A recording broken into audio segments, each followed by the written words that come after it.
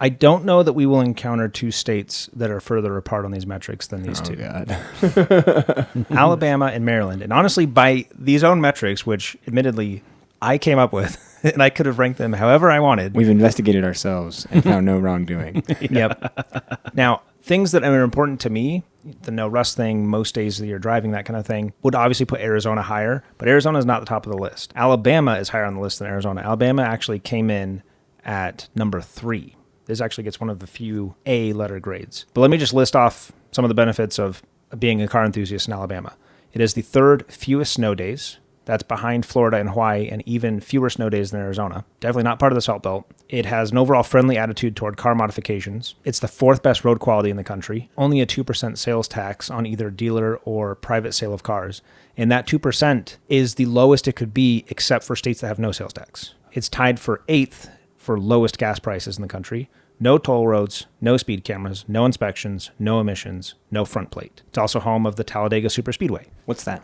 Talladega Superspeedway is one of the high-speed tracks on the NASCAR calendar. Very popular it's like venue. 2 and a bit miles, I believe, to get around. Is it the fastest track? I think Talladega is. It's faster than Daytona. So, they run, that's one of the few they call restrictor plate races, because in order to keep them under, like, I think 210 was the goal, is they put restrictor plates on to restrict how much air goes through.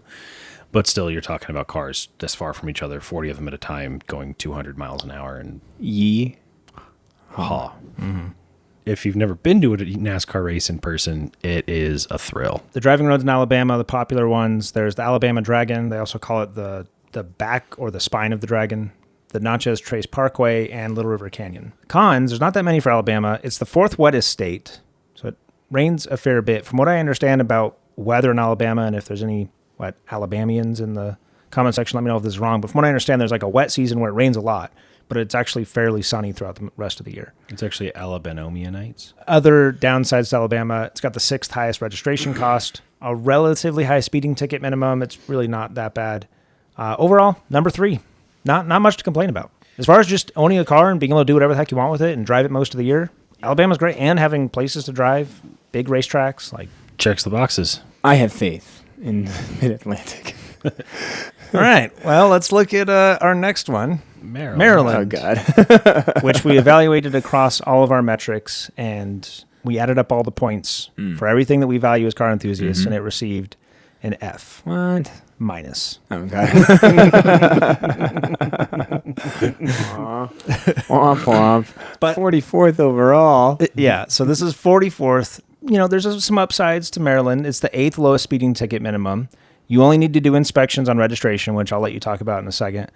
And there's also the Maryland International Raceway. That's a seasonal drag strip. And the driving roads include Maryland Route 77, St. Mary's River Loop, and Elk Neck State Park. And, I've spent a little bit of time in Maryland, and really anywhere you go, it is pretty. It is very pretty. Downsides, it is part of the Salt Belt. They have a pretty restrictive attitude toward car modifications. I'll let you expand on that in a second. The registration inspection, from what I hear, is pretty intense. They also have the 3rd highest insurance cost, twice as much as Alabama, which we just looked at. Better be feeling that. And has the 2nd most speed cameras. And that's not per square footage. That is just overall. And Maryland's not a particularly huge state. So high density. So you I live there. in Maryland. There's some points on the board for Maryland. First of all, best flag. Controversial take. It beats out New Mexico and It Arizona. falls though. off the bottom of the ranking and falls right back on the top of being so bad it's awful. good. Maryland, oh my, it's hideous. So hideous, it falls right off the bottom to land back on the top. What are you talking about? The Maryland state flag rules. Yeah, I need this to be in the video. Show you got to line up Maryland. I'll show it. Arizona, New Mexico. Arizona, New Mexico. I'm just putting points on Texas the board, are all like right? the absolute. Let him top-tier defend his flags. state for a second. I'm trying to get us out of F minus. All right, can a guy get an F? You're going to lean on Can we get an F? vexillology for that. There you go. Nice. Okay. It is gorgeous. It is nice to have seasons, and the roads are actually pretty nice and well kept, especially in the part of Maryland that I live in, which is kind of the rural part. It is gorgeous. It is difficult to own a car there. Where I live, this looks very similar to where I live, to where my house is at. And I drive a Civic Si. And I can tell you it's a joy to commute to work on these roads. And I have a good 20 minutes or so on these roads before I get into kind of freeway hell. The inspection is rough. This car that I just bought is a 2025, and I guarantee in order to get it registered, I'm probably going to have to spend like probably $1,000 repairing tiny little things to get it essentially back to new to pass inspection. And it's also a kick in the nuts because you never actually re-inspect it. So once the car's registered, it's done. So you have a ridiculous amount of cars on the road that you can visibly look at them and be like, that would never pass that doesn't even pass my inspection, and I don't even care. But it doesn't matter because it's only the one time. Mm-hmm. So you still regularly do emissions, but yeah, the actual vehicle inspection is... You don't even do one here unless you would need to get it changed from a salvage to a rebuild title. It's difficult. So looking at these side by side, pretty not good. Yeah, not a lot to talk about. Yeah. That average days of snow last year was a lie. There was so much snow this year. So on most metrics, Alabama is significantly better. Maryland's pretty, to give an experience that I had driving your car there, just to show the juxtaposition of the beauty versus the difficulty of driving there. I drove your manual Civic Si. Mm-hmm. It is so fun. But the first time I went to drive your car, it had been a week. And I go to hit the brakes and the whole car goes, and I'm like, Logan, there is something seriously wrong with your car.